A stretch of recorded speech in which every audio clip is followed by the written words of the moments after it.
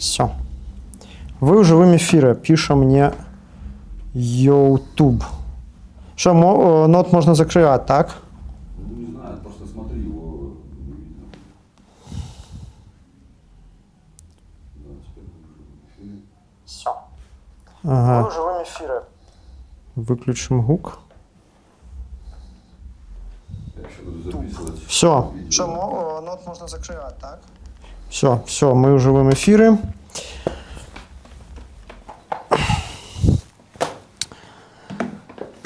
Павел, вітаю. Здорово. Вставайте сильно.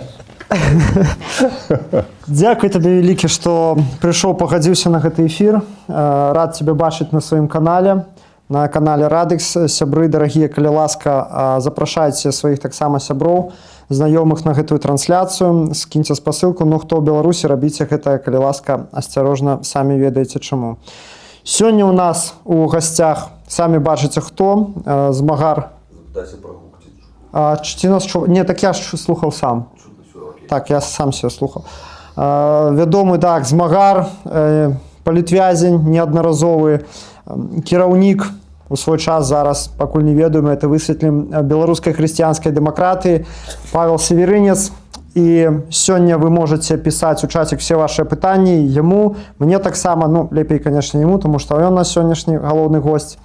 І я спадзяюся, у нас будзе сёння вельмі цікавая і плённая размова. Пачынаем. Павел, вот так вот крыху повернуся до тебя. Нормально? Павел, ну вось ни для кого не секрет, что в 2020 годзе у нас адбылася такая фантастычная плыня прыліў беларусаў у палітыку. І я меркую, такая моя здагадка, што многія з іх не ведаюць цябе дастаткова добра, як это добра, як цябе ведала старая апозіцыя. Раскажы, калі ласка, як даўно ты у беларушчыне? І як атрымалася так, што ты стаў беларусацэнтрычным чалавекам?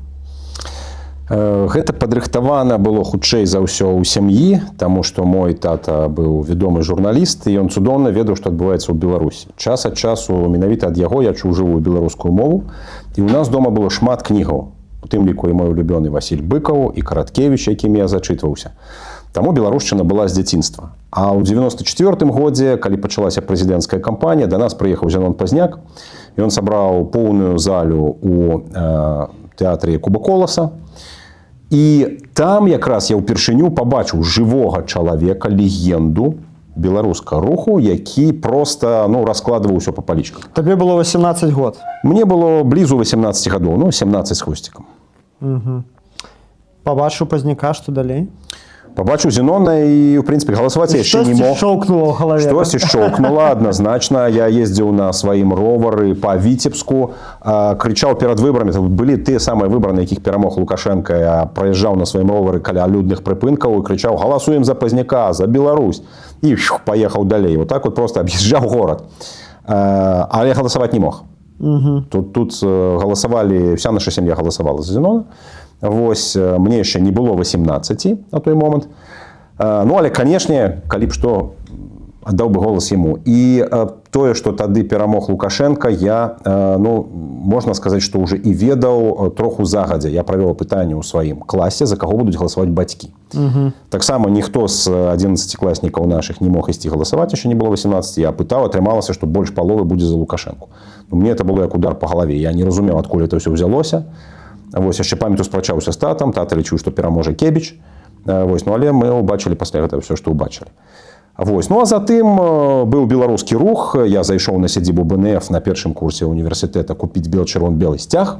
І там даведаўся, што ёсць такая маладзёвая фракцыя Беларускага народнага фронту.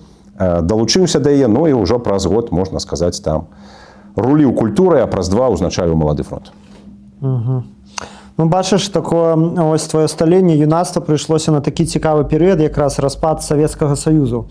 Это такі прям пералом, час, калі ўсё тое, што доўга было не можна, стала раптам можна, новая плыня інфармацыі для беларусаў, новыя палітычныя мажлівасці.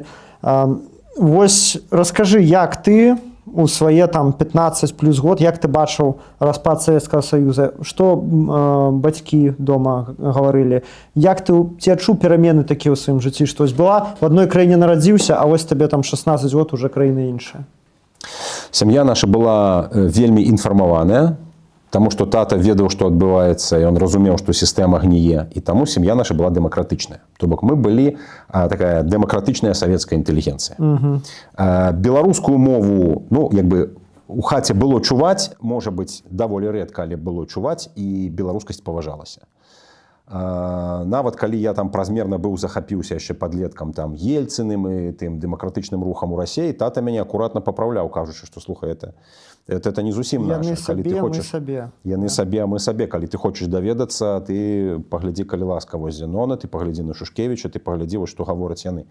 І гэта было сапраўды сур'ёзна. Тады з'явіліся вось гэтыя маладыя фронтаўцы, такія як Сергей Навумчык на Віцебшчыне, якія там праводзілі экалагічныя кампаніі, звязаныя з Чарнобылем, і вось гэтыя вот людзі, яны фармавалі такі вот настрой.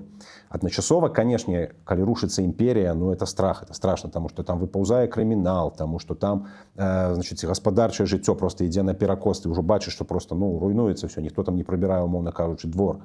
Там, да, не працуюць камунальныя службы, усім плеваць на тое, што адбываецца, там пачынаюць ісці гарачыя кропкі, і невядома, што будзе заўтра, можа быць, там зноўку будзе вайна ці беспарадкі, таму вось гэта з другога боку, вось гэты вот як бы страх ён вісеў. То бок ты, будучы нават юнаком, адчуваў эту вот атмасферу непэўнасці, так? Ну, канешне, ну это такі злом, это грандыёзны злом, то есть такія там, я не ведаю, там раз у 100 гадоў, можа быць, адбываюцца вялікія зломы.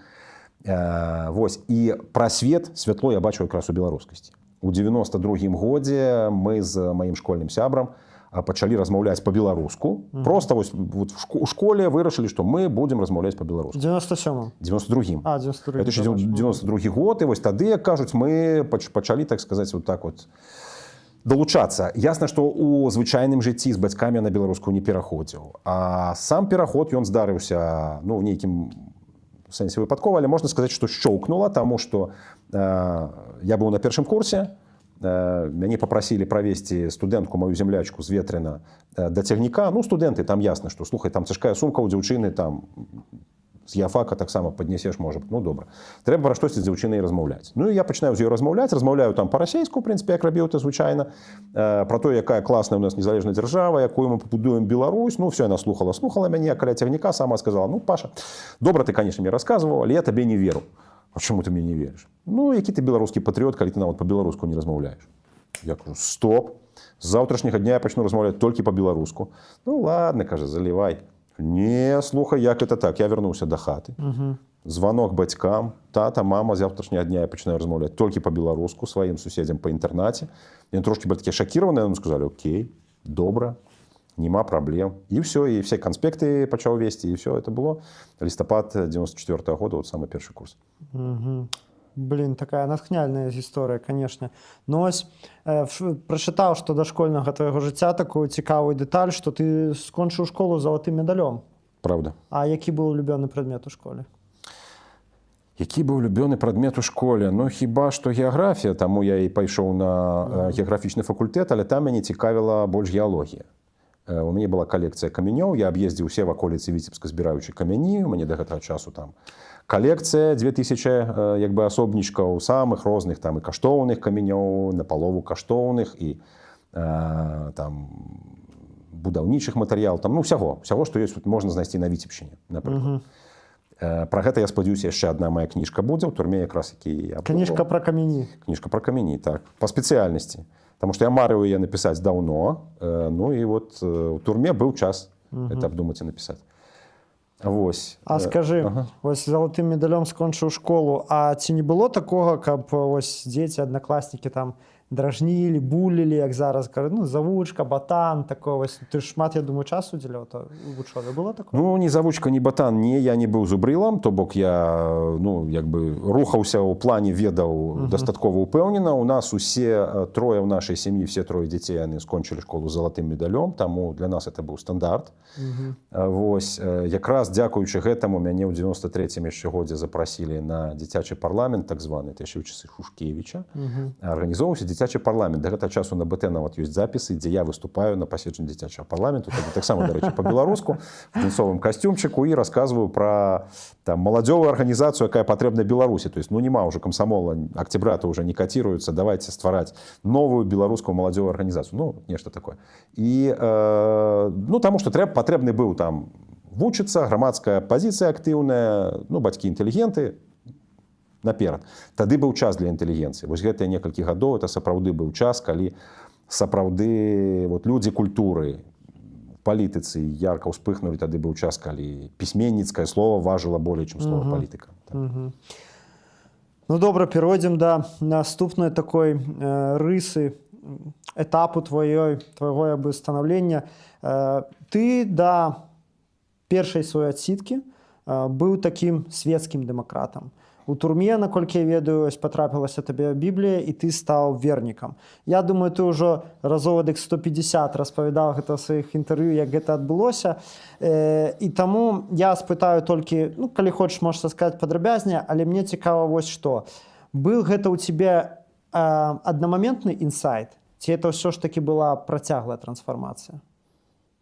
Гэта была працяглая трансфармацыя, але пару вырашальных момантаў і былі. Я просто раскажу, як гэта выглядала, каб просто мець уяўленне. Мяне выпусцілі пасля некалькіх тыдняў на Валадарцы на пахаванне майго племянніка. Гадавалы племяннік, яму рабілі складаную аперацыю, ён памёр, ну ніколі в жыцці зэкаў не адпускалі на пахаванне племянніка. Это было зроблена, каб я з'ехаў з Беларусі. То бок, ну, все, мы даем, ты май на увазе, што табе там свеціць 10-15 гадоў, мы цябе адпускаем, все, ніякае за мной, ні сачэння там, нічога, все, паехаў. Это давай адразу рамку поставім, каб гледачам было зразумела, 98 Чэрвень 98-го. Дакладней, это адбылося ў красавіку, у чэрвені это уже маё навяртанне. Так вось, ну, я з'язджаю, мне кажуць, слухай, давай там за мяжу, я кажу, не, застануся в Беларусі. Добра, кладземся ў шпіталь, ну, дактары ёсць надзейныя, скажуць, што ў цябе там апендыцыт, там ці хвароба, все нормально будзе, не хвалюйся, там ніхто цябе не забярэ. Ну добра, дамовіліся так, і вот калі мы паехалі забіраць маю студэнцкую картку, студэнцкую паліклініку, раптам на выхадзе з машыны, сябры вот прыехалі, спыніліся, на мяне просто сходзіць, як быццам перазагрузка кампутара, што Бог ёсць, і мне трэба ісці назад у турму.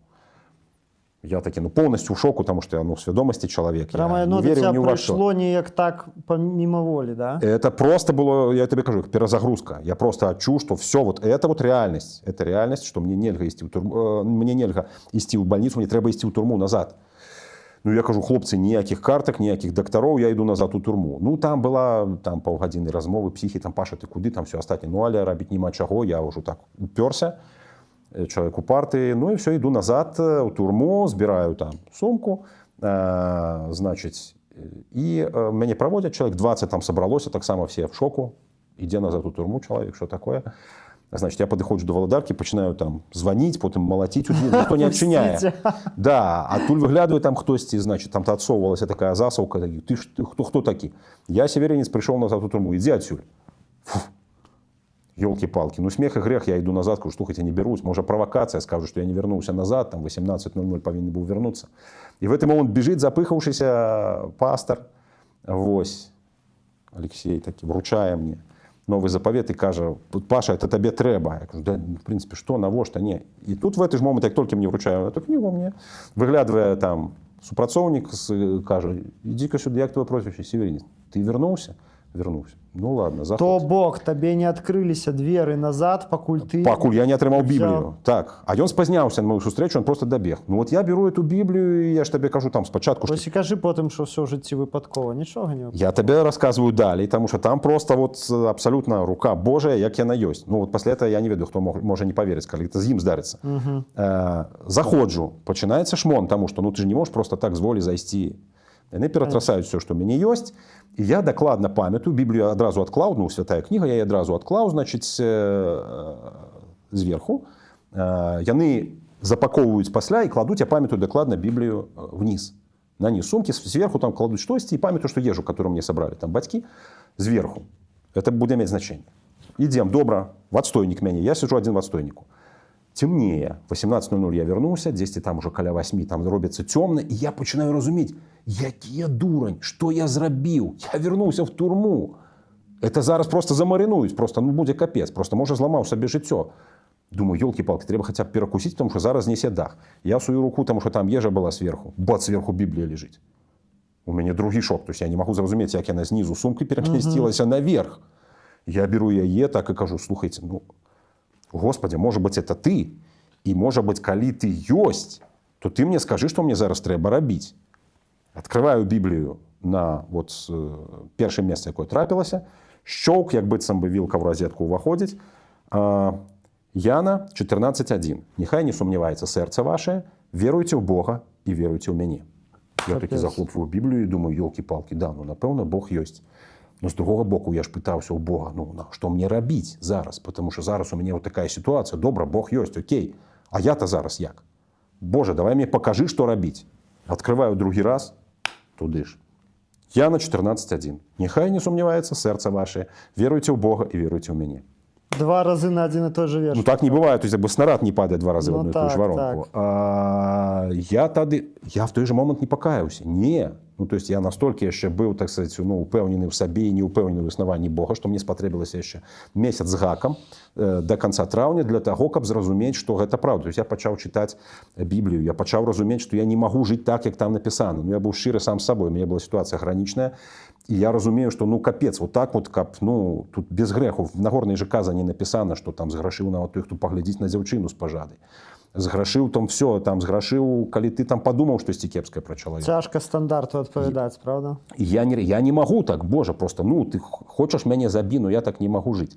Ну і там є ще некалькі супадінів, просто вже внутрі турми, там це завсёды переживається вельми востро, ти ведаєш, як би буває. Ну і в кінці травня місяця, в апошнюю ніч літа, я каюся перед Богом, приймаю Ісуса Христа в своє серце, і це було в п'ятницю. 3 дні у мене ейфорія, не глядячи ні на що, то есть на те, що там, а мені погрожало там спочатку 10 років, після артикул накинули там до 16 років був. Значить, і в понеділок мене з речами везуть в прокуратуру і кайданки здимають, підписка об невиїзді. Пайшов. Оказується, там хтось заступався за мене, вступав там в мою оборону, там вони вирішили, що чого його там маринувати, фабрикувати там на його кримінальні справи, треба випускати. Потім ця справа розвалилася про 4 місяці, і я просто зачинили з формулировкою «закрито в зв'язку з зміненням обстоятельств». Перший раз я в житті таку формулировку, може, я опошній чув. Ось, і все. Ну, я-то ведав, що просто от Бог взяв мене і достав, і визволив. Ну, перед тим, як тебе визволити, ён зробив так, каб ти не повернувся до його. Конечно, дякую за такое сведчанне, Павел, вельмі цікава, аж на мураши па скуры. Так, такое бывае рэдка з кім, але такое яшчэ трэба ўмець і бачыць, таму што я лічу, што шмат з кім з людзьмі адбываюцца такія падзеі, якія, аднак, ну, людзі в сілу того, што ў нас жыццё забіта штодзённай гэтай мітуснёй, сваімі думкамі пра сябе, пра сваё цела, людзі, на жаль, не бачаць, калі Бог да іх грукаецца. Ну ладно, мы зараз паглядзім чацік, што нам пішуць, і перайдзем далей, працягнем па турэмнай тэматыцы. Нам ёсць што з табой абмеркаваць на гэты конт. Так, 22 чалавекі нас глядзіць. Зараз фільтр. Ага, пакуль пытанняў няма, цудоўна. Значыцца, будзем размаўляць далей. Ты, як я паглядзеў па тваім рэзюмэ, дыпламаваны хімік, двойчы быў на хіміі, адні раз у Малым Сітна і другі раз у Купліне. Дзе было лепей? Лепей было, мусіць, у Купліне. Лепей было у Купліне, таму што Малое Сітна, это была самая мяжа з Расіяй, там цяжкаватая сітуацыя была проста па самім краі. Ты можаш сабе ўявіць, што такое прырасейская беларуская вёска. На той момант, а гэта быў пачатак 2000-х, там практычна вся вёска співалася стекламоем. То бок вазілі вось гэты вот, ну, тэхнічны спірт, разбаўлялі яго вадой, дабаўлялі там, каб забіць хімічны пах там апельсінавых корак, так сказаць, іх глушылі да тых пор, пакуль не паміралі, таму што там першы год ты п'еш, ну, як бы ты спальваеш сабе нутро, другі год там у тебя пачынаюць косці разбурацца, там трэці год ты ўжо, ну, фактычна кладзешся ў магілу, да чацвёртага дажываюць немногія, ну, і рэгулярнае ўжыванне вот этого тэхнічнага спірта, это просто можна ускорыцца, як спяваў Шнур. Таму, конечно, там жыць было, ну, это капец. Хімікаў туды прывозілі і звозілі праз тыдзень, таму што там яны ішлі ў загул, ніхто не працаваў, панажоўшчына там, ну, карацей, там просто было, часам была просто дзіч. Вось. Ясна, што норавы таксама адпаведныя. Жонкі афармляюць мужэй на аліменты, вот просто жывуць адной сям'ёй в хаце, все там як бы жонка, муж, дзеці, но жонкі афармляюць пагалоўна на мужоў аліменты, каб просто гарантаваны заробак ішоў у кішэню жонцы. Это там лічыцца нармальна, лічылася ў той час. Адзіны заробак в лесе, жывуць усе з лесу, калі не пілаванне драўніны, значыць грыбы, ягады, ну і просто капец, канешне, п'яныя. П'янства. Это все вельмі цяжка было глядзець. І глядзячы на тое, што это старажытная полацкая земля, это калыска беларускай дзяржаўнасці. Калісьці ў часы Івана Жахлівага яго вытапталі, значыць, захопнікі, выпалілі, это все заросло дзікім лесам. І вот з тых пор вот в этом гушчары затканым мглою вот бедныя беларусы там, так сказать, гібеюць. Хотя еще в Золотым веку там были и библиотеки, и зоологии, там были и адукаванные люди, там были палацы, там было все. Теперь там просто лес. Ну, добра. Но я так разумею, что у параўнанні з папярэднімі твоімі тэрмінамі, конечно, самы жорсткіх это был апошні. Потому что нагадаю для гледачоў, хто не ведае, што мы з Павлам досыць доўга, мажліва год, знаходзіліся ў адной турме, у гарадзенскай крытай. Павла прывезлі крыху пазней, так што мы нават ведалі адных і тых же людзей, сядзелі некаторы час з аднімі і тымі ж сукамернікамі. Вось, вядома, сукамернікі это зразумела, на каго працавалі. І раскажы, нагадаю таксама сябры, калі ласка, не забудзьцеся лайк паставіць гэтаму відэа, каб як мага больш людзей магло яго пабачыць. І пішыце ваши пытанні да Павла ці да меня, але лепей да Павла. Глядзі, ты, калі я правильно падлічыў, 4 разы палітвязень, правильно? 4 жды. Здаецца так. Пачынаючы з першага з 98-м, так. Ну, так. Суткі мы уже не лічым. Для нас, для магаров, суткі это так. Хаця на сутках я 1,5 гады буду здаваць. 1,5 гады? Так. Боже мой. Ну, это малады фронт. Ну, так. Там мітынг турму. Все. Так. Глядзі, і атрымоўваецца, ў калоніі ты пабываў толькі на апошні, на 4-й раз, так? Так. Ты заўважыў, безумоўна, ведаў такую з'яву, як вот эта петушыная каста ў турмах беларускіх. Так. Яна была і ў Гродна, і паўсюль. Як ты ўвогуле да гэтага ставішся? Ці гэта нармальна, што вот у нас такое існуе? Ці спрабавалі цябе менты неяк загнаць, бо ты ведаеш, з многімі палітвязнямі гэта спрабавалі, з кімсьці нават паспяхова. Вось, тваё стаўленне, што это за з'ява ўвогуле, чым яна абумоўленая? Ну, эта з'ява бярэ свой такі сур'ёзны пачатак, прынамсі вось для нашага рэгіёна ў сталінскай сістэме.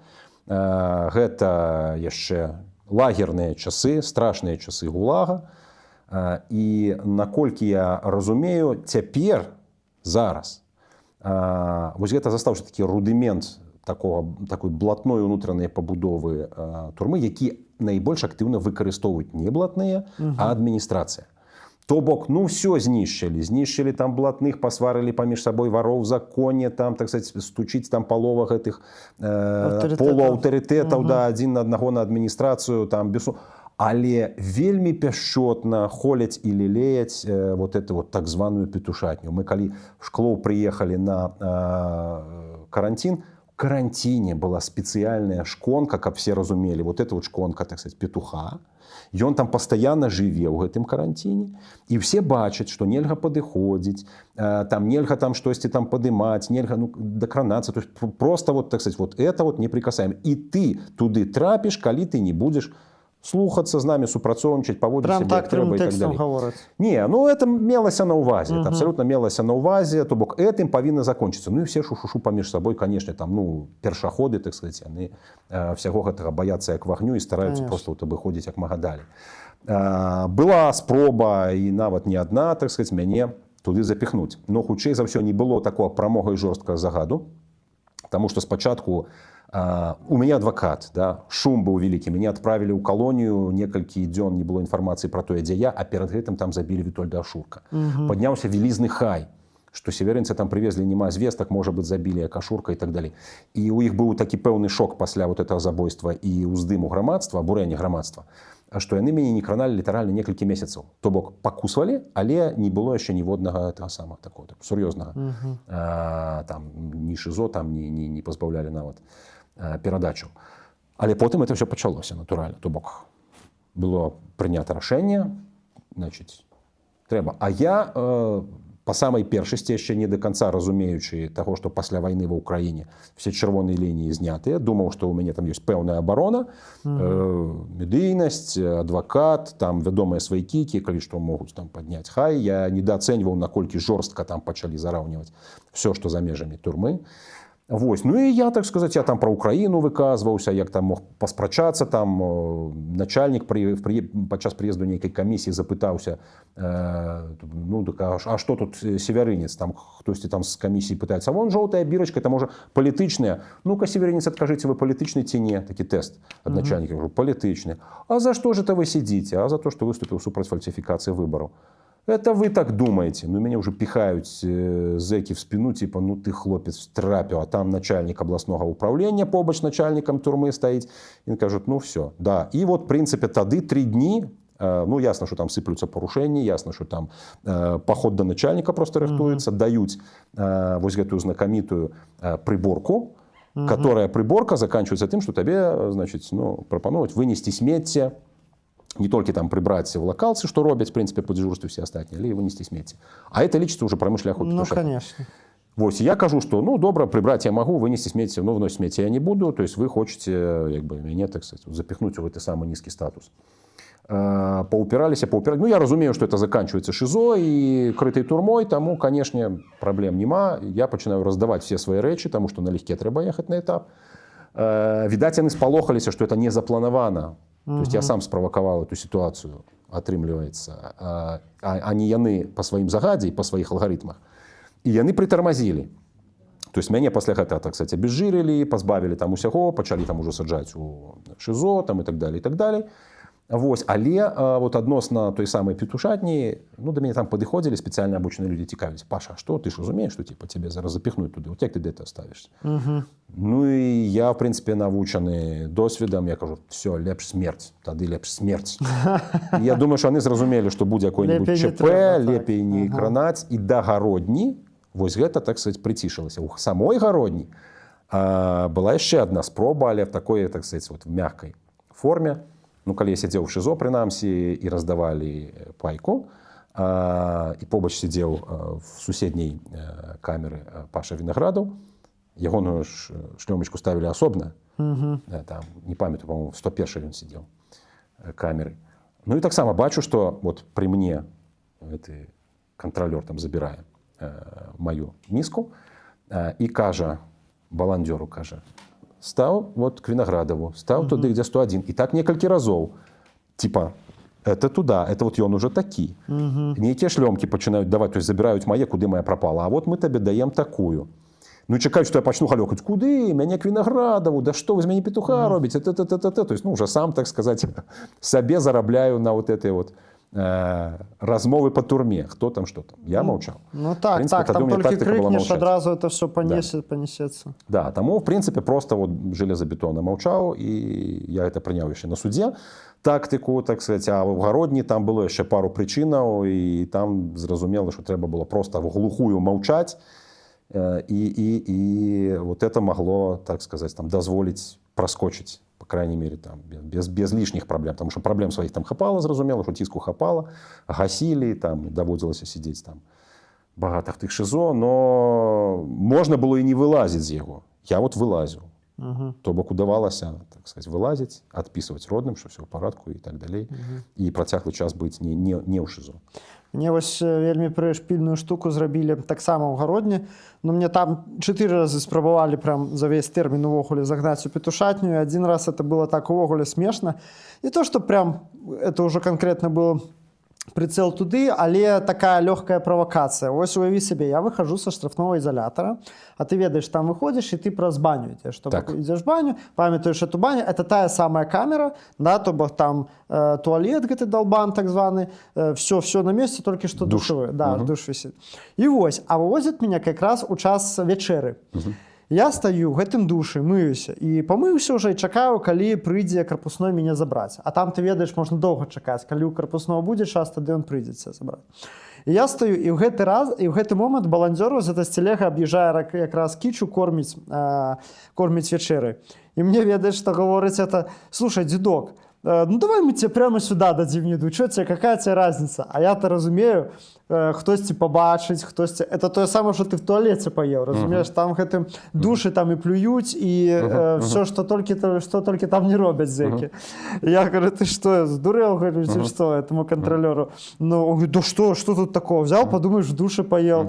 Я говорю, не, давай я пойду в камеру, и там спокойненько поел. Они, видишь, хотели на дурня взять. И они вот вродно такое вот любят. Так. Там гуляюцца, так сказать. Так, ну а ввогуле, што ты думаеш, наколькі гэта трэба? Вось это вот петушына каста, таму што не ведаю, мяне як не то, што нават як хрысціяніна, хутчэй як чалавека просто абражала, да, сама наяўнасць вось гэтага інстытута, да, петушатні.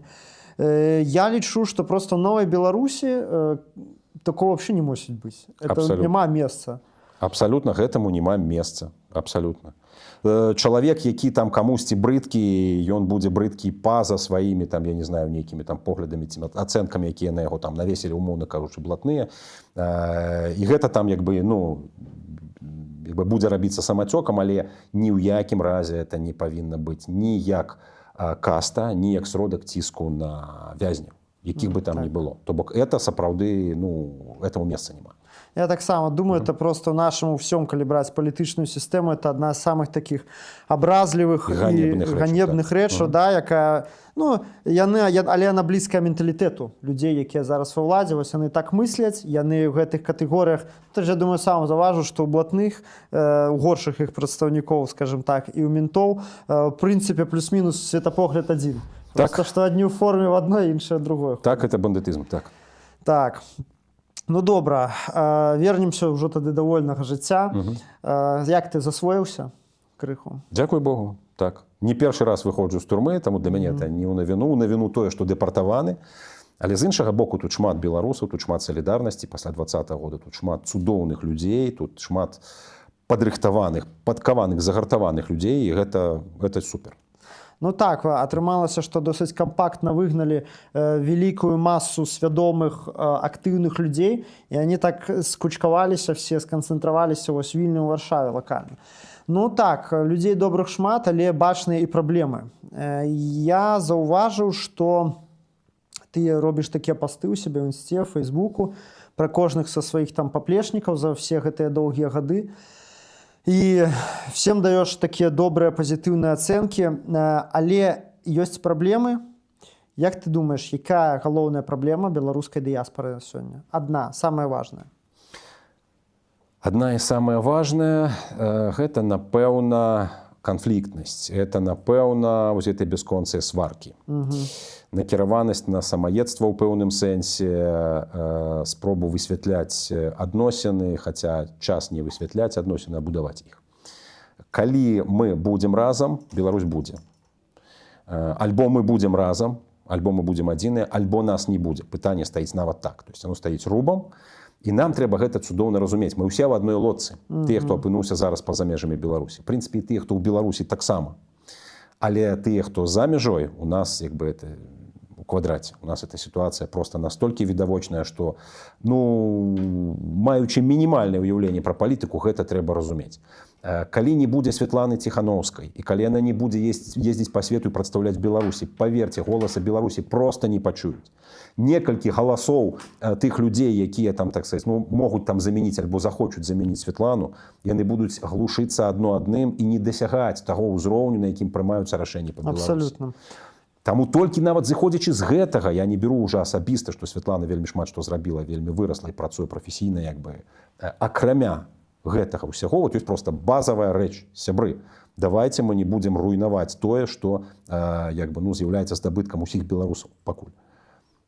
Іншага няма. Светлана Ціхановская працуе на ўсіх беларусаў, і на тых, хто яе падтрымлівае, і на тых, хто яе хаяць, і на тых, хто крычыць, што яна ўзурпатарка, а фактычна ейныя дзеянні ёсць бенефіт всем.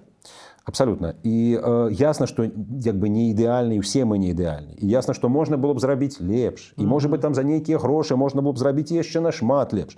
Але ўжо тое, што зроблена, это цуд. Это вельмі сур'ёзныя рэчы. Тут я гатовы там спрачацца і даводзіць. Я просто бачу, я сам па сабе бачу, жанчына, лётая з канца ў канец свету. Это бясконцыя пералёты, бясконцыя сустрэчы. Это нават фізічна вытрымаць. Так. Я шмат што магу, і я пабываў ва ўсіх гэтых рэчах: агонь, вада, медныя трубы, я цудоўна разумею. Як это фізічна можна вытрымаць на ўзроўні? Тыя самыя этапы толькі на самалётах. Абсалютна, так. Это, разумееце, это так. мне вялікая павага да беларускіх жанчын пасля 20-го года. Пасля вось Светланы, таму тут я просто выказваю рэспект і павагу. Ну вось глядзі, пра канфліктнасць ты дакладна заўважыў. І як ты даеш рады вось гэтай хвалі хейта ў сацыяльных сетках, якая дакладней не столькі хвалі хейта, колькі новай, хіба што культуры зносінаў, ці правільна назваць будзе бескультур'ем, якое зараз пануе ў соцсетках, і ў тым ліку беларускіх, калі многія людзі лічаць нормай прыйсці да незнаёмага чалавека, асабліва калі ён лідар меркаванняў, калі ён там нейкая публічная асоба, і просто там аблаяць яго матам, альбо абвінаваціць, што ты там прадаўся, не ведаю, КДБ, Франаку, you name it, так. І просто лаюць адзін аднаго, абражаюць, і гэта, на жаль, імкнуцца увесці ў норму. Як ты даеш раду гэтаму, потому што все заўважаюць, я таксама заўважаю, няма ад цябе ніводнага негатыўнага ці раздражнёнага каментару. Хаця на цябе наязджаюць вельмі часта, я заўважаю таксама людзі, пераважнай большасці такія людзі, которые не прайшлі 1/100 часткі таго, што прайшоў ты, яны прыходзяць да цябе з прад'явамі, што ты дзесьці штосьці калісьці сказаў не так, што ты такі-сякі, а ты маўчыш у адказ. Як ты гэтага дамогся? Такога стану? Тут я шмат што пачерпнуў з Бібліі, а асабліва з таго моманту, калі Ісус Христос стаіць перад Пілатам, яго абвінавачвае натоўп, які раве за сценамі. Пілат яму кажа: слухай, вось тут гаворыць на цябе, то есть, я магу цябе забіць, магу цябе адпусціць, вось скажы. І ён маўчыць. Ісус маўчыць. Я маўчаў на судзе, я маўчаў у турме. І тут лепш маўчаць, таму што ўсё, што ты скажаш, не проста можа быць выкарыстана супраць цябе. Всё, што ты скажаш, будзе выкарыстана супраць цябе. Таму казаць можна толькі добрае, казаць лепш толькі добрае, пра паплечнікаў, ў крайнім выпадку не казаць нічога, то есть зноў жа маўчаць. І гэта, вось якраз такі гэта лепш уводзіць у норму палітычную, а не трэш-ток, які там мы зараз назіраем проста там. Канешне, можна в свабодным свеце, вольным свеце можна выйсці, можна там, не знаю, плакат, можна крыкнуць, можна абвінаваціць, можна там, не баючыся наступстваў, там просто кагосьці абліць брудам, але это ніколі не вызначала. Але якая нам з гэтага карысць? І беларусы заўсёды былі проста, як кажа Зенон Пазняк, вялікай культурнай нацыі. І нам трэба ўвесь час паказваць і падкрэсліваць, што мы народ культурны, мы народ ветлівы, і пераможам мы не грубасцю, а пераможам мы якраз верай, любоўю і надзеяй. Мы пераможам тым, што нясе Ісус, які ёсць сэнсам нашай нацыянальнай ідэі, зместам нашай нацыянальнай ідэі. Ён 1000 гадоў вызначаў, што такое Беларусь. У нас в кожным горадзе храм — это сэрца, это просто цэнтр увагі, это самы пазнавальны вобраз. Паглядзі там любы практычна горад, да? Пачынаем з храма, пачынаем казаць пра гэта. Біблія, Скарына галоўны герой, перакладчык і першы друкар Бібліі. Ведучыя лідары Беларусі ў залатым веку там проста хрысціяне. Кастусь Каліноўскі, уніят. Дзеячы касцёла, дзеячы уніі, там адраджэння Беларусі, Бахушевіч і так далей. Таму, ў прынцыпе, той жа самы Зенон. Калі прыйшоў злом Савецкага Саюза, менавіта ён казаў: не кілбасы мусім шукаць, а Бога. Зенон Вернік — это шмат у чым прадвызначыла маё стаўленне да яго як да нацыянальнага прарока, да чалавека, які несе ў сабе вот эту нацыянальную ідэю, якая 1000 гадоў у нас была. Вось да гэтага нам трэба падымацца. Таму, калі мы хочам быць беларусамі, мы павінны зразумець, чым сутнасць Беларусі. Яна не толькі ў форме, в тым, што мы там адрозніваемся ад Расіі, Украіны альбо Польшчы паводле маўлення, альбо нейкіх там, будзем так казаць, там фізічных параметраў, там схільнасцяў, менталітэту нават. По вялікім рахунку это форма, а змест-то дзе? Вот давай зададзім сабе пытанне. Ці класна было б нам у Беларусі, дзе все размаўляюць па-беларуску, але дзе хлусілі, кралі, пілі, адзін аднаго лаялі па-беларуску, хай будзе так. Ведаеш, нам бы дастаткова хутка надакучыла такая Беларусь. І мы не маглі б выхоўваць дзяцей беларусамі, таму што яны паглядзелі, што просто это нейкая фальш. Тое ж самае, што і ў іншых. Калі мы хочам быць беларусамі, калі мы хочам быць нацыяй, якая адраджаецца з попелу, якая ззяе ў цемры, якая падымаецца праз імперію і рэжым, мы павінны быць на такой маральнай вышыні, мы павінны быць такім святлом, каб просто на нас ішлі як з цемры на святло літаральна на вагонь. А гэта Христос. Вось пра маральныя прынцыпы, я лічу, это прям вельмі кладзецца на тое, што я бачу і разумею, што я таксама пасля 20-го году доўга, я фактычна все 5 год прысвяціў развагам аб тым, што ў нас не атрымалася ў 20-м годзе і як нам пабудаваць лепшую краіну. І перайшоў, канешне, да высновы, што палітычныя інстытуты, вось тое, што ты гаворыш, палітычны інстытут, нават мова пры ўсёй павазе, гэта ўсё яшчэ другаснае. Першаснае гэта нашыя каштоўнасці, то бок наше базавае ўяўленне аб тым, што ёсць дабро і што ёсць зло. Калі яно стаіць на правільным грунце, а правільны грунт можа быць у нашых шыротах толькі хрысціянскі, то мы пабудуем добрую нацыю, і дабрабыт у нас будзе, і дэмакратыя, і незалежнасць. Но Таму я і прыйшоў да высновы, што любая рэвалюцыйная праца над зменай палітычных інстытутаў, яна пачынаецца ў сэрцах людзей. Абсолютно. Пакуль кожны з нас не прыме для сябе рашэнне, што я хачу быць так, як в 20-м годзе, кожны ж, да, мы выходзілі там па 500 000, але з гэтых 500 000 кожны в нейкі момант прыйшоў сам сабе і ў сабе ў сэрцы сказаў: я больш не магу цярпець, я пайду на вуліцу, і неважна, што будзе. Але бачыш зараз, што да маралі, я бачу, што выходзяць асобныя палітвязанкі дакладней, і гавораць аб тым, што в прынцыпе не кепска супрацоўнічаць з адміністрацыяй, калі гэта прыносіць мне карысць, што я магу, значыцца, выжываць так, як я лічу патрэбным, і ніхто мяне не можа за гэта папікнуць. То бок ёсць людзі, якія ў адкрытую прызнаюцца фактычна, што супрацоўнічаюць з адміністрацыяй, што не адмовілі супрацоўнічаць нават спецслужбамі пасля вызвалення, і гавораць: ну, это все норм, это все норм. Ну, ты не находзіш, што тут мае месца якраз дэвальвацыя ўжо маралі? Як ты ставішся да такіх заяваў? Ну, тут такая гвалтоўная дэвальвацыя маралі, таму што людзі праходзілі турму, не кожны, не всякі можа гэта перажыць. Ясна, што ў чалавека ў турме, у любога, нават з жалезабетоннага, просто бываюць там моманты слабасці, і там я не гатовы асуджаць усіх, хто падпісаў прашэнне аб памілаванні, альбо тых, хто там, скажем, просто пакаяўся там у двукосе, да. Але тыя, хто пры гэтым робяць горш іншым, я тут згодзін з Пашам Вінаградавым, тут ужо стоп.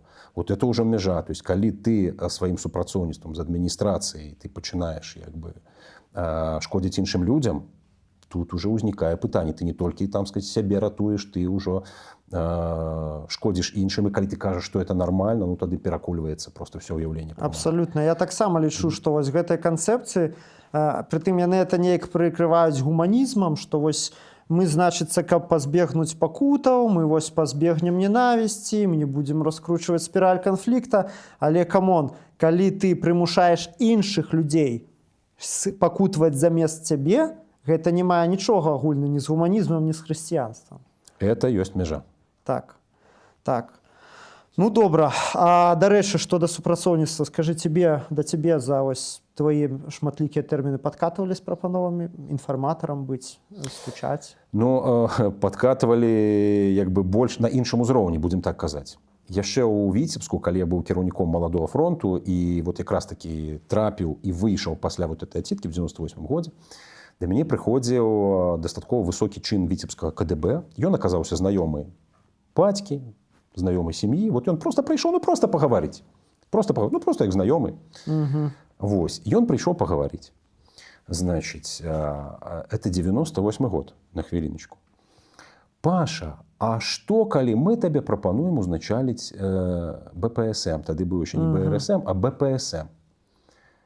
Я кажу: слухайце, ну, добра, толькі я адразу стаўлю умовы. Там я буду казаць пра тое, што я лічу патрэбным. Я лічу, што беларускай моладзі зараз патрэбна беларуская мова. Я лічу, што патрэбная дэмакратыя. У нас будуць сапраўдныя выбары, як бы з бюлетэнямі, таемнае галасаванне. Ну, так вот, як у нас у маладым фронце это зроблена. Па-іншаму я не бачу. Ну, я не бачу, навошта маладзёвая арганізацыя, калі просто там кіруюць дарослыя дзядзі, а маладыя там хлопцы і дзяўчаты просто вырашаюць іх праблемы там за кошт свайго гэтага энтузіязму і так далее, так далее. Это была першая апошняя размова. Вось. І, ну, як бы я думаю, што з тых самых пор яны зразумелі, што тут інфарматара не атрымаецца. В гарадзенскай турме, напрыклад, просто прапаноўвалі друкавацца ў трудавым пуці. Ну, это таксама спосаб супрацоўніцтва, таму што гродна, Мне таксама Павел Іванович прапановаў. Это у них стандарт. Это у іх стандарт. Ну, там зразумела, што калі ты пачынаеш друкаваць, ну, здавалася б, што такога? Газету читаюць 6 тысяч там чалавек в калоніі. Ну, напішы, надрукуй там штосьці па-беларуску, будзе круто. Але в рэальнасці ты вымушаны будзеш падпісаць пра супрацу. Потому что ты уже робишься фактично супрацоўнікам. А это означает, что тебе скажут, знаешь что, а трэба написать про вот такого-то хулигана, который, например, там про Миколу, альбо про Пашу Виноградова. Ты же у нас уже корреспондент, можно сказать. Не, шизо и погнали. То есть тут ты одночасово трапляешь в такую пастку, з якой, ну, просто, я ж кажу, лепш не пачынаць. Тому я уже казаў, слухайте, я экстремист. Як я могу писать в такой поважанной газете, як «Трудовой путь»? Я экстремист, как бы, ну, вам Дина позволит. Я не варты. Я просто не могу. Мои книжки признали экстремистскими. Вы же, напевно, читали, вы ведаете. Ну, як такое может быть? Верш напишите. Не. Малюнок хотя бы намалюйте. Выбачайте. Ну, вот не могу. Просто не могу. Вот, ну, довелось отсидеть, ясно. Але, ну, там пасля уже покинули супокой, так сказать. Все. Вось. А так я ведаю, што да многіх маладафронтаўцаў падкатвалі, падыходзілі. Былі тыя, хто пісаў, былі тыя, хто пасля гэтага сыходзіў з руху, і былі тыя, хто апублічваў. У нас у Маладым фронце было прынятае вельмі простае рашэнне. Оно заключалася ў тым, што калі цябе вымусілі даць падпіску аб супрацоўніцтве з органамі, ты альбо сыходзіш з руху і перастаеш уяўляць цікавасць для органу, альбо ты это апублічваеш. Ну, на то, як это апублічваць, это ясно, што трэба сур'ёзная мужнасць, таму што пасля гэтага, ну, могуць пакінуць у спакой, а могуць пачаць гасіць. Вось. Многія выбіралі шлях сысці. Вот. І я паважаю выбор тых людзей. Яны зразумелі, што зрабілі памылку, это не іхняя, то есть яны не змаглі там, так сказать, вытрымаць. Всё, пытанняў няма. Ну так. Я думаю, что, конечно, не варта недооценивать КДБ и гэтыя все карныя органы. Яны вельмі шчыльна супрацоўнічалі, працягваюць супрацоўнічаць з палітвязнямі, якія сядзяць, што да збора кампрамата, і нават тое, каго яны выпускаюць, пакідаюць, каго пакідаюць в Беларусі, каго не пакідаюць, это все не выпадкова, конечно. І я думаю, прыйдзе час, мы яшчэ вельмі шмат даведаемся, таму што праца ішла вельмі шчыльная і вельмі стараная. Ну, ладно, аб гэтым, аб сумным, як той казаў, не будзем. Вось вернемся крыху назад да тваіх слоў аб том, што будзе Беларусь з беларушчынай ці без яе. А вось я ўзгадаў, што яшчэ ў часы да 20-го года была папулярна такая дыскусія в наш беларускіх колах, што першаснае, незалежнасць ці дэмакратыя. То бок адныя казалі, што лепей пры дыктатуры ўжо, але незалежная дзяржава. А іншыя казалі, што на халеры нам гэтая незалежнасць, калі ў краіне няма дэмакратыі, калі няма свабоды і чалавечае як бы жыццё і правы нічога не варты. А ты што скажаш наконт гэтай дылемы? Бывае, што ў гісторыі Бог ідзе як адным, так і іншым шляхам. І праз дэмакратыю дае незалежнасць, і праз незалежнасць дае дэмакратыю. Самае галоўнае нам, асабіста нам, быць гатовымі і не выбіраць меншае зло, а заўсёды нацэльвацца на абсалютны вынік. Наогул, рабіць папраўку на зло ў сваіх планах – это шкодна для хрысціяніна. То есть трэба проста глядзець, ну, у верніка оптыка працуе такім чынам. Ты глядзіш на Бога, і там будь-што будзе. Не звяртаеш увагі, што будзе, Господ знойдзе, што зрабіць. Альбо ён навучыць цябе праз гэты шлях, альбо ты прарвешся, альбо ты проста пройдзеш як па вадзе. І таму я для сябе вызначаю. Ісус Христос, які размаўляе па-беларуску. Это нацыянальная беларуская ідэя. Я чую, што ў касцёле моляцца і спяваюць па-беларуску, вось гэта ёсць сэрца беларускай нацыі. Я чую, што ў царкве моляцца і спяваюць па-беларуску, славяць Бога па-беларуску. Мараль проста выхоўваюць у людзях, сем'і з'яўляюцца цудоўныя беларускі. Это сэрца беларускай нацыі. Тое ж сама адбываецца ў малітоўным доме, гэта яно. Калі, напрыклад, тут вернікі, але размаўляюць па-руску, ну, это еще не полностью национальная идея. Калі, напрыклад, беларусы, цудоўныя беларусы, класныя па-беларуску размаўляюць, просто супер, але в маральным плане, ну, там, выбачаю, маса пытанняў, это таксама яшчэ пакуль не нацыянальная ідэя. В сэрцы нацыянальнай ідэі Ісус Христос, які размаўляе па-беларуску. Калі ты гэта напісаў в Фейсбуку про Ісуса Христа по-беларуску, тебе прыйшло хто-то в каментарах жанчыны скажа: «Што вы вярзеце, якое по-беларуску? Ісус размаўляў па-аравійску». Ісус размаўляў на арамейскай мове. Арамейскай, Это была так. тая мова, як бы той час была мова ўсяго рэгіёну, але адначасова Ісус і чытаў Біблію на старажытна-габрэйскай і размаўляў з вучнямі таксама на старажытна-габрэйскай. То бок на той мове, якая была дадзена яшчэ народу выбранаму, народу ізраільскаму. Таму Ісус ведае ўсе чалавечыя мовы, у тым ліку і беларуску. З беларусамі ён размаўляе па-беларуску. І нам, беларусам, это трэба разумець. Это трэба разумець РПЦ, которая там насаджала просто расейшчыну доўгі-доўгі час. Это трэба разумець і тым, і в пратэстанцкай царкве, і часам нават у касцёле, там, скажем, на Гарадзеншчыне, што беларуская мова у касцёле это ёсць далучэнне людзей да нацыянальнай ідэі, это ёсць выхаванне патрыятызму, гэта ёсць умацаванне Божага ладу на той зямлі, якую вот Господ даў гэтаму народу. Это не азначае там якога там наўпроставага нацыяналізму, то есть толькі па-беларуску і ўсё ніяк інакш. Людзі да гэтага ідуць, і кожны чалавек да гэта прыходзіць сам. І тут час ад часу яго гвалтам не прымусіш і не загадаеш яму, таму што мова гэта вельмі тонка. Але разумець, што ёсць у сэрцы беларускай нацыі, трэба. Без гэтага не будзе нічога. І мы гэта павінны берагчы. Мы, беларусы, павінны гэта ахоўваць і берагчы. І таго чалавека, который верыць у Бога і размаўляе па-беларуску, для мяне это, нават калі там буду не згодны з ім там па шэрагу пытанняў, то вялізная нацыянальная. Дык і ўсё ж такі, дэмакратыя ці незалежнасць, што першаснае? Дэмакратыя ці незалежнасць, што першаснае? Першасная вера. Першасная хрысціянская вера. Вот тады ў нас будзе незалежнасць і дэмакратыя. У сённяшняй Беларусі вот тое, што мы маем пэўную незалежнасць, гэта ўжо працуе на нізавым узроўні. Вось я недавно таксама рабіў пост. Усходняя Магілёўшчына. Народ, вот расейцы заезжыя прыязджаюць, запрашаюць у СВО, клеяць налепкі, запрашаем на вайну, хтосьці купляецца, няма грошай, там грошы вялікія прапаноўваюцца. Едуць, вяртаюцца там у трунах, могілкі растуць у райцэнтрах беларускіх, там па той самай Магілёўшчыне ставяць расійскія трыкалоры на гэтых могілках. Сумна. І народ глядзіць на гэта і кажа: не, в Расею мы не хочам. Расея гэта вайна. Нам падабаецца жыць тут, у нас, у сябе. Трохі чырвона-зялёны такі патрыятызм. Часам па-расейску, але беларуская мова з вёскі прыязджае, гучыць. То бок нешта ёсць, і мы бачым, што это круцей, чым было 100 гадоў таму. Напрыклад, калі Гарэцкі апісвае тую ж самую ўсходнюю Магілёўшчыну 100 гадоў таму, там проста беспрасвет дзікі, жуткі, там ні культуры, там ні мовы, ні разумення, ні свядомасці. Цяпер, дзякуй Богу, гэта ёсць. У параўнанні з тым, што было 100 гадоў таму, 200 гадоў таму. Мы на нечуванай вышыні. Мы, беларусы, павінны дзякаваць Богу, што мы зараз на ўздыме, мы гістарычна на ўздыме. В 20-м годзе была класная вяршыня, мы зараз трошкі апусціліся, але не бывае так, каб все адразу там было без сінусоіды, без падзенняў, без адыгрыванняў, так сказаць, вось гэтых.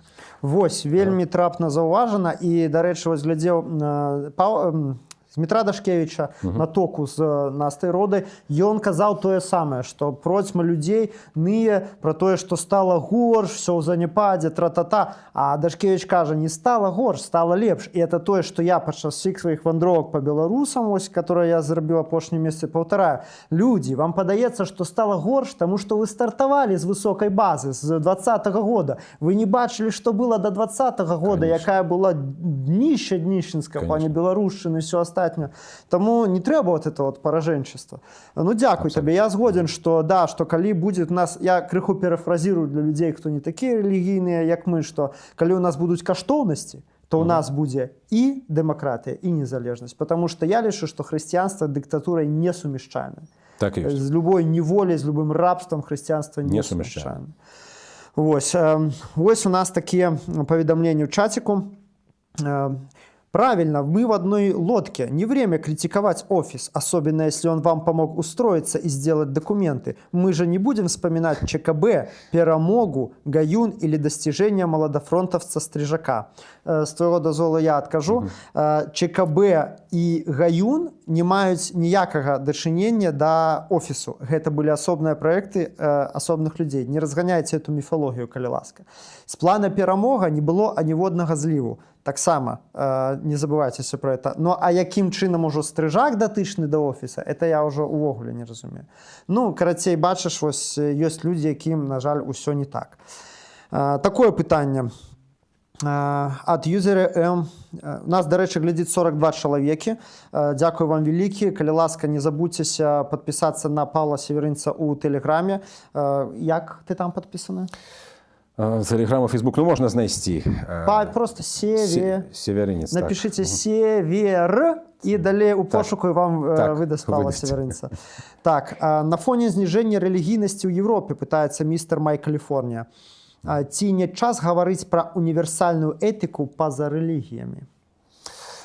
Насамрэч, можа быць у Европе хрысціянства і на спадзе, я б не сказаў, што ў заняпадзе, допустим, на спадзе, але ў іншых частках свету яно на ўздыме. І ў Лацінскай Амерыцы, і ў самой Амерыцы, ну, прабачце, там Трамп, і следам за Трампам паднялася такая хваля, так сказаць, там, хрысціянская палітыкі ў тым ліку. Да самога Трампу там маса пытанняў, ясна, што ён там вельмі супярэчлівы чалавек, але ўсё-такі мы бачым, што хрысціянства пачало і там падымацца і палітычным плане адыгрываць сваю ролю. Унутры амерыканскія справы, я маю на ўвазе, там агромныя змены зараз ідуць, велізарныя змены.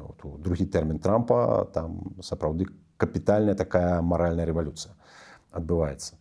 Што тычыць Афрыкі, уздым хрысціянства, Азія, пад'ём хрысціянства, у Кітаі ўжо дзесяткі мільёнаў хрысціянаў. Десятки миллионов христиан, их там переследуют. Там есть нават 2 церквы, там есть подпольный костел, там есть костел менш ці больш лояльны камуністычным уладам. Але там ідзе лік на мільёны. Таму па вялікім рахунку, ну, это не ва ўсім свеце, это ў Европе магчыма. Але што казаць пра агульную этыку, ну, это несумяшчальна, это немагчыма. Былі спробы, там, New Age, напрыклад, той же самы, ўсё там сумясціць. Філасофія, ну, это скончылася пшыкам. І па адной простай прычыне. Хрысціянства гэта не рэлігійная і не філасофская сістэма, а хрысціянства это жывы Христос. Это просто асоба, это Бог. Вот мы на ягоны узоры падабенства створаны, то бок мы просто ёсць тыя, хто вот нясе ў сабе вось гэта падабенства спрадвечнага Ісуса. Мы ягоныя дзеці ў гэтым плане. Ну, можна, канешне, адмаўляцца і казаць, што не, мы не ад Бога з'явіліся, Бог тут ні пры чым. Ну, это нагадвае дзіцёнка, который кажа, у мяне не было бацькі. Ну, дзякуй за адказ. У меня, правда, крыху іншая пазіцыя. Я думаю, што тэарэтычна універсальная этыка мажлівая, але каб яе выбудаваць, яе трэба на чымсьці будаваць. Разумееце, калі мы проста будзем гаварыць это хораша, а гэта кепска, нас заўсёды можна задаць пытанне: а чаму? Разумееце, хрысціянства на это пытанне прынамсі дае адказ, таму што Бог, які стварыў там неба і зямлю, так сказаў, там, што забіваць людзей кепска, да? А што на гэта адкажа універсальная этыка? Ну, а я хачу забіваць. І што? І що ви мені зробите? І плюс штучний розум, і плюс штучний розум, і ми отримаємо таку диктатуру. Я вам розтлумачу, що, в принципі, забивати це не страшно.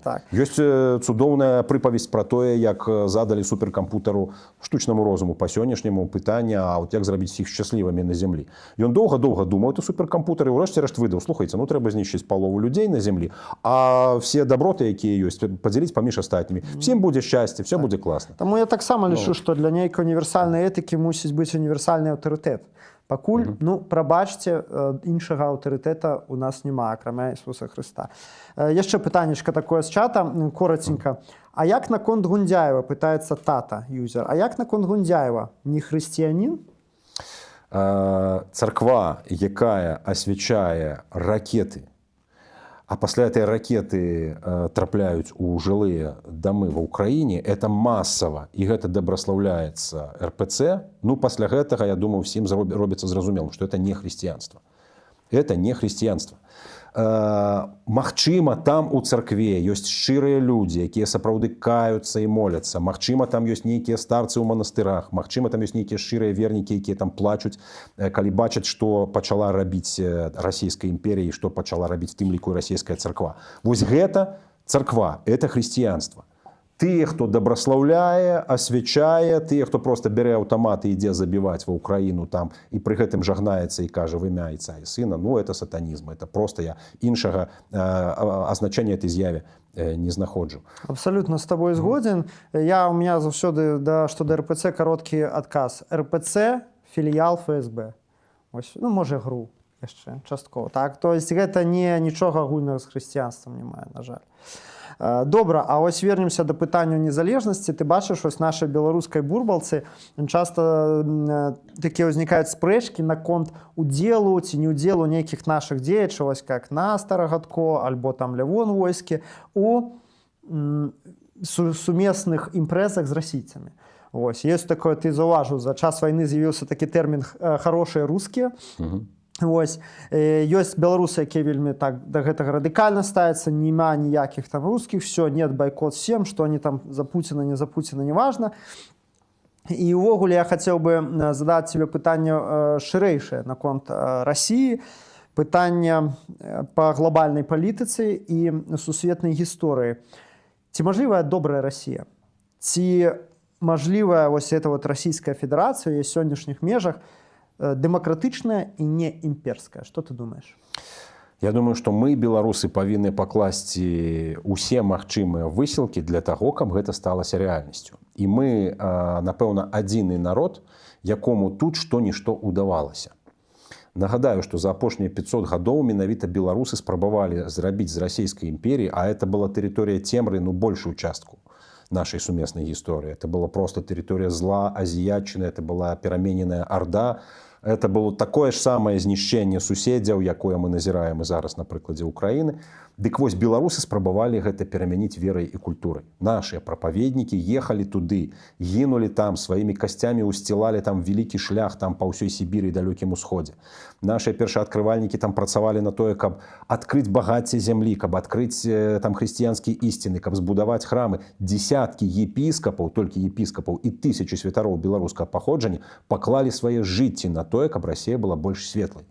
Я назову там, да, насамрэч не все мимо, может быть, яна была бы яшчэ страшней без беларускай працы, і напэўна Расія была просто там, ну, я не ведаю, дзікім царствам цемры, беспросветным, калі б не беларусы, якія намагаліся, але такія людзі, як Дастаеўскі, такія людзі, як многія беларускія спадвижнікі. І не толькі прапаведнікі, так. Былі такія людзі, як Ігнацій Грыневіцкі, таксама беларус.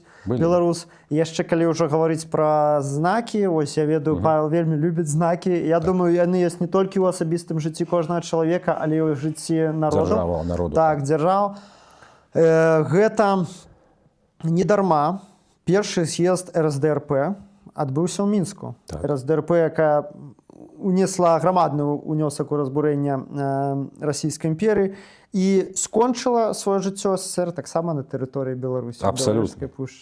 Таксама, як той казаў, совпадзенне, не думаю. Не думаю. Сталіца СНД ў Мінску была адразу заснаваная, і па вялікім рахунку в 1915 годзе в разгар першай сусветнай вайны стаўка расійскага цара і ўвесь цэнтр прыняцця рашэнняў быў у Магілёве. Так, спачатку у Барановичах, потым у Магілёве. Цар сядзеў у Магілёве, менавіта адтуль ён паехаў, выракся прастолу у цягніку. Таму расійская імперія разбуралася ў Беларусі. І я перакананы, што Беларусь — это ключ да Расіі. Заходнія палітыкі гэтага недаацэньваюць толькі зараз, вот калі яны назіраюць там беларускі балкон на мапах, яны пачынаюць казаць: ага, вось тут нешта важна. Толькі вот зараз Трамп там пачынае разумець, што такое Беларусь. Недооценивают, згоден. Яны недооцениваются, а это ключевая кропка. У нас с тобой еще есть час их переконать. Ведаешь, то бок, все ж таки ты згоден, что деколонизация так само один из вариантов, потому что то, что ты сказал про переутворение, перепрошивку России, ну, все ж таки, мне подается, уже пришел час этой империи сканать. Перапрашыўка Расіі магчымая ў камбінацыі з яе як бы, ну, развалам імперіі, так сказаць. Таму што Расія, магчыма, яна адыграе сваю пазітыўную ролю ў навяртанні Азіі, магчыма. Зараз яна хутчэй проста там псуе файл, зараз яна проста там, прымушае людзей адхістацца ад хрысціянства ў усім свеце, это проста як чума. То есть, ну як Расія паводзіць сябе як Расія, ну і што тут звязана з хрысціянствам? Якая хрысціянская Расія, калі абортаў і больш, чым безбожнай у двукосці Еўропе? Ну як это так? І забіваюць іншых хрысціян. Забіваюць іншых хрысціян проста за тое, што яны думаюць інакш. Так, добра. Ну, глядзі, вось Расія — это добра, але ў нас зараз адбываюцца такія працэсы, я думаю, ты сам заўважаеш, пасля 2020 года каласальны рэжым уклаўся ў прапаганду. узмацнілася праца з моладзю. Просто чытаеш, і валасы дыбам становятся, што бясконца это военно-спартовыя патрыятычныя лагеры, вот это прамыўка мозгоў, ходзяць прокуроры, менты, там дзецям эти капают на мозги бясконца, і пра экстрэмізм, і пра так званую Великую Отечественную войну. Вельмі вклаліся ў прапаганду сярод моладзі. Ведаеш, меня этот момент хвалюе, таму што яны разлічваюць праз 5-7 год вырасціць вот гэтае пакаленне хунвайбінаў, якім можна паказаць ворага, і яны пайдуць гэта ворага забіваць, не думаючы, не разважаючы. Ну, фашызацыя сапраўднай моладзі, ідзе, мяне гэта пужае. Як ты думаеш, ці разважаў ты над гэтым, як нам вырваць гэтую моладзь з лап лукашыстаў? Менавіта ментальна, менавіта інфармацыйна альбо маральна. Ну, давай я тебе патлумачу на сваім уласным прыкладзе і вот возьму час канца Савецкага Саюза. Там таксама рыхтавалі адданых як бы савецкіх людзей, якія павінны памерці за ідэю, а ідэя там сусветны мір, там ты што, чалавечнасць, то есть так, ну, в Савецкім же Саюзе умелі прапаганду значна лепей, чым сённяшні рэжым. А у них, прабач, ремарку дам, у них, прынамсі, была ідэя высокая, нейкая, штосьці такое глобальнае і на словах, прынамсі, пазітыўнае, добрае. А у нас што ідэя? Чарка-шкварка, калбаса? Глядзі, яны рыхтавалі змагароў. Яны рыхтавалі такіх ідэйных змагароў. Яны думалі, што з Амерыкай яны будуць змагацца. А Бог абярнуў зло на добро. То бок, маё пакаленне маладафронтаўцаў, чаму яшчэ было такім зацятым? Таму што ў дзяцінстве чытала кніжкі за поем пра партызанаў, пра вайну, пра то, як там змагаліся, аддавалі жыццё. І вот, напрыклад, маладафронтаўцы, в адрозненне ад наступнага пакалення і наступнага, которое ёсць цяпер, яны якраз такі былі безлітасныя ў змаганні з этой імперіяй. Яны зразумелі в часы распаду Савецкага Саюза все это разложение, все это тлен, яны як паглядзелі, як разлагаецца вот эта вот туша, яны ўбачылі, што это хлусня, это фальш, але баявы зарад, загартовачка засталася, і вот эта загартовачка, яна накіравалася супраць імперіі, в свой час дала свой плён. Таму тое, што зараз рыхтуюць беларусаў, можа быць, яны рыхтуюць да абароны ад Расіі. Можа быть, так атрымаецца, што гэтыя беларусы стануць абараняць нас і всю Европу ад Расіі. То есть перавернецца ўсё такім чынам, што это спатрэбіцца для абароны самой Беларусі. Можа быть, мы і наше пакаленне, можа быть, мы такія мягкія інтэлігенты не маглі б падрыхтаваць сур'ёзна, фізічна, так сказаць, маральна тых людзей, якія будуць абараняць сваю зямлю. І Лукашенко, можа быть, зараз там забівае пэўныя цвікі. Атлеціць уся гэтая шалупонь, там, значит, бессэнсоўнасць адносна чырвона-зялёных сцягоў, там, Лукашэнкі самога, сыдзе это все разом з Лукашенком. Падрыхтаваныя людзі застануцца. Это тое самае, што з турмой. Здавалася б, так кепска, 1000 людзей прайшлі турму. Сябры, да это добраславенне. У нас ёсць загартаваныя бойцы, у нас ёсць те, хто прайшоў в огонь, ваду і медныя трубы. Это такія атрады, это такія бойцы. Тое самае і зараз робяць. Господь это дапускае за сваёй мэтай. Я перакананы, нам трэба быць гатовымі, перахапіць гэтае маладое пакаленне ўжо падрыхтаванае і паказаць яму праўду, паказаць яму бел-чырвоны-белы сцяг, паказаць беларускую гісторыю, паказаць, натхніць іх Беларусю, і мы іх возьмем якраз у гэты час. Таму што ў пераходным узросце, падлеткавым узросце, які непазбежны, узнікае пытанне: а праўда, што мне гавораць дарослыя? А праўда, што мне гавораць праз рупарыш? Праўда, што мне гавораць па телеку? І ведаеце, што не дурні разбіраюцца, разумеюць, побач інтэрнэт хлусня. А што з гэтым рабіць? Змагацца. А змагацца навучылі. Таму, сябры, усе ідзем у TikTok. Дзякуй за адказ. Так, Олег Краўцоў піша: перадайце Павлу ад мяне вітанкі. Павел, тебе вітанкі ад Олега Краўцоў. Узаемна. Мікіта піша: нам неабходная дэкамунізацыя, прыраўняць камунізм да нацызму і быць як мага далей ад расійскага свету. Толькі так можна выратаваць Беларусь. Правда? Не буду спрачацца, но але адначасова я думаю, што тут павінна быць наступальная стратэгія. Мы не проста павінны хавацца ад расійскага свету, а мы павінны разумець, як мы можам яго паразіць у самае сэрца. Несці беларускі свет. Несці беларускі свет, несці тое святло, якое з беларусаў сіфоніць 1000 гадоў. Вот это святло мы неслі ў Расію, будзем працягваць несці, мы неслі яго на захад таксама, і нам трэба асвяціць гэтым святлом Беларусь. Мы пакуль не ў Беларусі, але мы там будзем. Так, 50 чалавек нас глядзіць, сябры, дзякуй вялікі ўсім, хто далучыўся. Хачу нагадаць, в каментары да гэтага стрыму я пакіну Facebook, Telegram Павла Северынца. Падпісвайцеся, калі ласка, таксама на мой Patreon. Там у меня весь мой контент у одном месте. И видео, и головные артикулы, и еще Quips. Это новый аналог их не зробили Твиттера. Прямо в Патреоне вы можете читать меня там. И, конечно, вельми мне хотелось, чтобы вы подтримали донатом мою працу. Подпишитесь, робите платную подписку, и будут еще, дай бог, у нас добрые гости на нашей размове, на наших стримах. І ми ўжо падыходзячы до конца, ёсць такое, ведаеш, у гэтых маднявых сучасных інтэрв'ю бліц апытанка напрыканцы, але у мяне не будзе такой зусім уж бліц, а будуць просто пытанні, не такія кароткія, але на якія можна так крышачку паразважаць. Хаця захочаш, можаш даць і кароткі адказ. Як табе спрыяе? Іх усяго у мяне 4. Беларусь у ЕС і НАТО. Згоден? Беларусь у НАТО згоден. Беларусь у ЕС ёсць пытанні. Окей. 3 ключавыя фігуры ў беларускім дэмакратычным руху. Цяпер? Цяпер, так, ты бы назваў. Пазняк, Ціханаўская, Латушка. Окей. Бенджамін Франклін, як лічыцца ў 1755 годзе, да, адзін з айцоў-заснавальнікаў США, ты ведаеш, сказаў, што той, хто хоча всю сваю свабоду прамяняць на маленечкі кавалак бяспекі, не варты ані аднаго, ані другога. Згоден ці не? Згоден. І яшчэ. Існуе такое меркаванне, што Беларусь,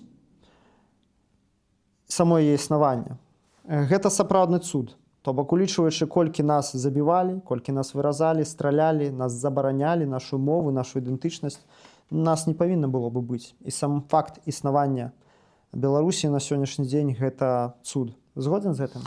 Абсалютна згоден, што гэта цуд. І я скажу болей, сёння практычна нельга, будучы разумным чалавекам, верыць у тое, што мы, вот беларусы за мяжой, альбо тыя добрыя беларусы, якія засталіся ў Беларусі, сваімі сіламі выграбуць з рэжыму, з-пад імперіі, з усёй той хвалі, гвалту, якая накатвае зараз на свет. Это можа зрабіць толькі Господь Бог. Вот просто калі быць поўнасцю шчырамі перад сабой, трэба сказаць, што тут павінны адбыцца вот не меншы цуд для того, каб Беларусь уратавалася цяпер, вот і хваля цяпер. І таму я абсалютна спакойны. Я ведаю, што ўсё ў Божых руках, і пытанне толькі адно да нас: ці будзем мы гатовыя да таго моманту, калі Господ расхіне ту заслону і скажа: хлопцы, калі вы здольныя, возьміце. Вось гэта Беларусь, берыце адказнасць за яе. Мы павінны быць гатовымі. А для гэтага мы павінны быць еднымі, для гэтага павінны верыць, любіць і спадзявацца. Будзем рыхтавацца. Дзякуй табе, вялікі Павел, за размову. Дзякуй табе, Мікола. Здароўя. Спадзяюся, яшчэ шмат чаго зробім. Зробім. Все, дзякуй. Дзякуй вам, дарагія сябры, за прагляд. Жыве Беларусь. Жыве з Богам.